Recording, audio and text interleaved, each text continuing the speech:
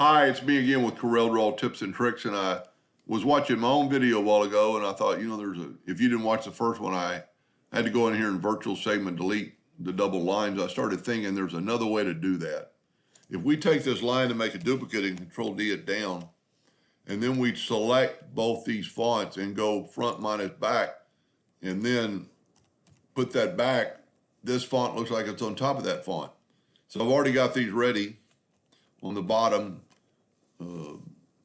And I need just do the opposite. I need to take this layer of fonts, Control D, mark it down or push it down,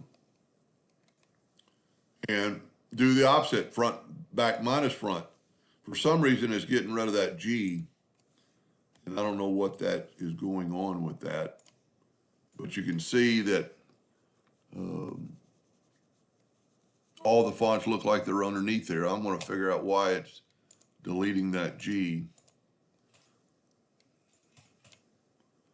Because it did not I had to test this in my own head to make sure. Let's just delete. I must have had a bad. So we've got these two. Let's make a copy of them. Control D and make a duplicate and put them way down here. And then take this one and Control D and just move it down. We're just doing this whole thing again. Front minus back.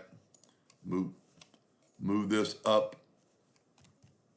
And do the same thing here, but the opposite.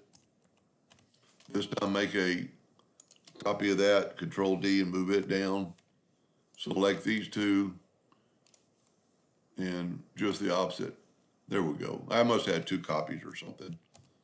So now, or two duplicates on top of each other. Sometimes when you have a problem like that, there's some reason. So the G looks like it's below the, I don't think this is going to let me fill in. I was just going to see if I can show you the difference. Where that looks like it's behind and that looks like it's behind.